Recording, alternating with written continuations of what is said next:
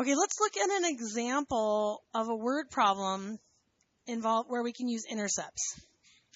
So, an administrative assistant is ordering markers and tissue. Let T be the number of tissue boxes. So they define the variable.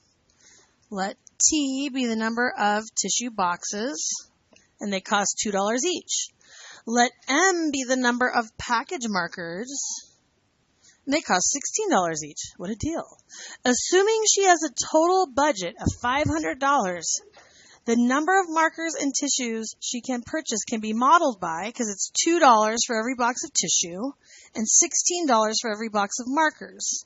She has a total budget. Once she buys a certain number of tissue, a certain number of markers, she can't spend but just $500. So use T on the horizontal axis, use M on the vertical axis. Find the T-intercept. What does it represent? How do we find the T-intercept? Make M equal 0.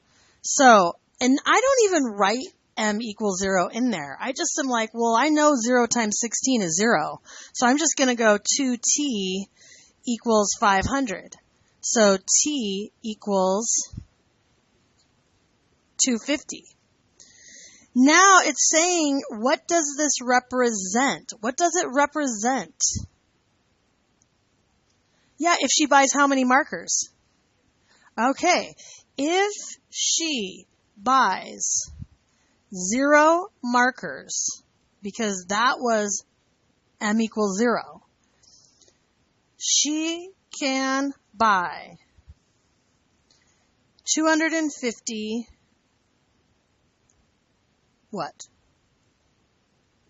Boxes of tissue. How would we find the M-intercept? What's that? T would be 0. T equals 0. So 2 times 0 is 0. So all I write is 16M equals 500. What will I do to solve for M? Divide both sides by 16. M equals 125 over 4, or you can give it to me as a decimal, not even a whole box. What is it? 31.25. So really, you can't really buy a quarter of a box of markers, but let's just say. So if she buys 0 tissue boxes, she can buy almost 32 markers. Right? So that's M for markers. Questions on that so far about the interpreting? See how you're just basically using the number with the variable it represents.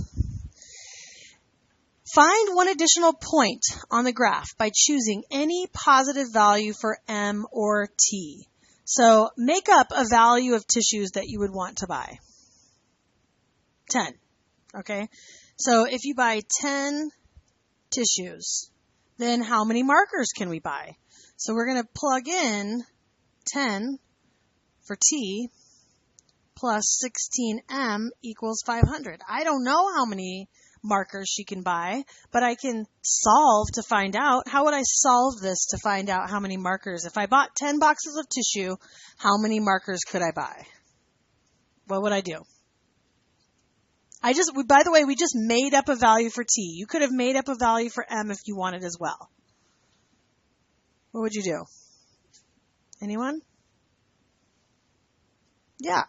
So we have 20 plus 16M equals 500 minus 20. 16M equals 480. Ooh, I like that you chose this one.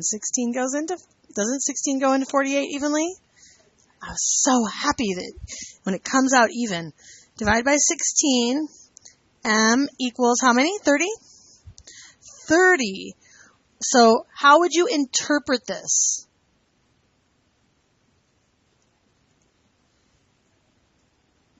If she buys 10 tissue she can buy 30 markers. And that would be the ordered pair. Since T is on the horizontal, this is tissue, we would put that first. 10, 30 is that ordered pair.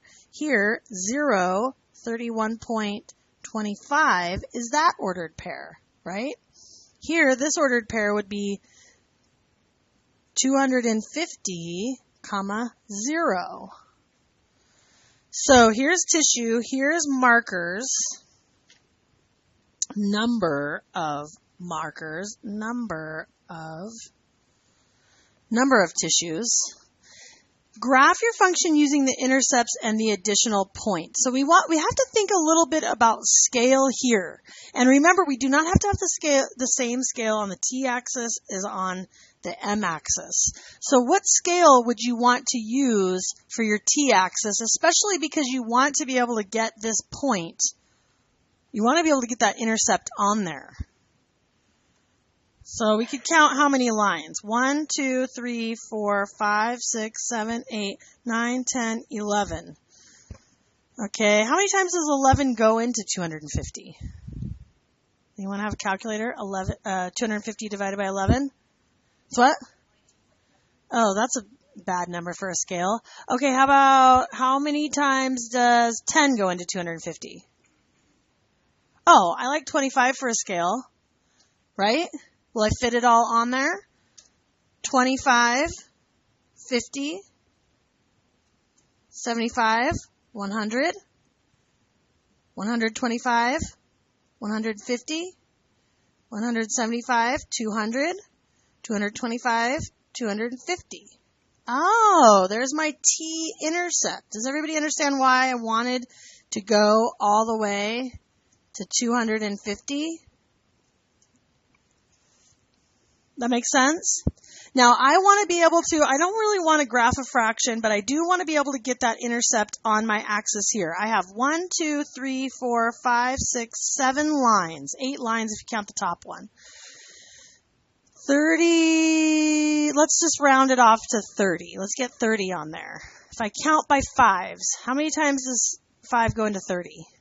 6 times. Does that get me there? 1, 2, 3, 4, 5, 6. So I could count 5, 10, 15, 20, 25, 30, 35. Got me there?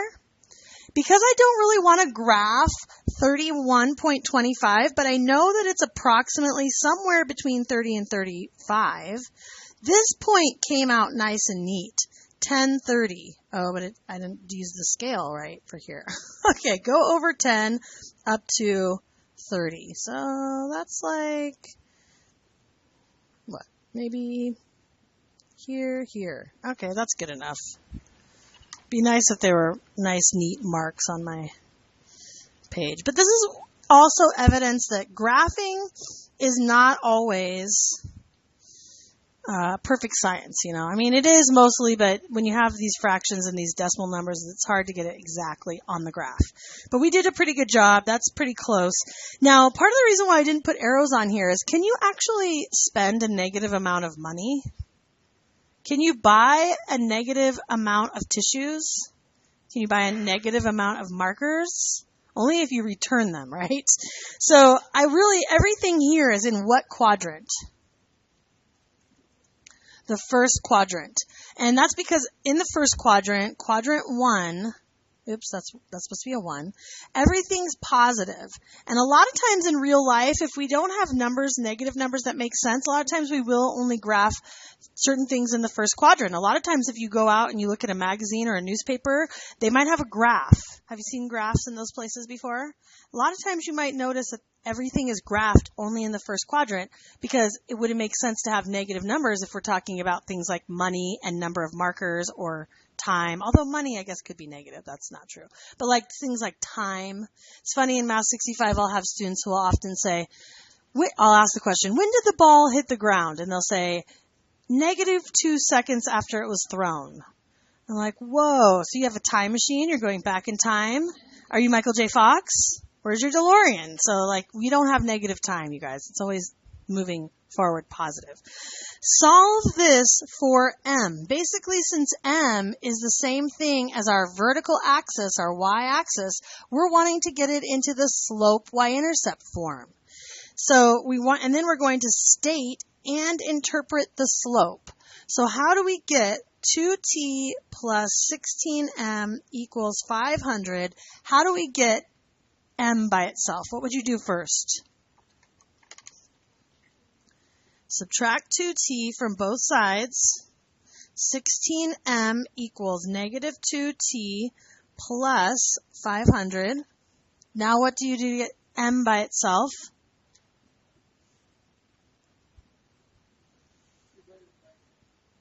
By 16, right? And we get m equals negative 1/8. Does everybody see where I got the negative 1/8 from? And this is going to be, we know this is the y-intercept, so this is the m-intercept, 31.25, because we already did that math earlier. So let's interpret. What does the slope mean? Negative 1/8. So that would mean from this point, I went down 1/8, down 1/8, down 1/8, down 1. This is our rise. This is our run. What does this number represent, the numerator, the rise? Down 1 over backwards 8. Think about the markers in the tissue for a minute. Those are the only two things we're comparing, right? Our rise is number of markers. What's our run? Number of tissues. Exactly. So for every pack of markers you don't buy, you can buy one more box of tissue, right? So if you buy one less packet of markers, you can buy 8 more tissues. And I know it's not an actual tissue, it's a box of tissue. 8 more boxes of tissues. There we go. That's better. Any questions on that? No? Okay.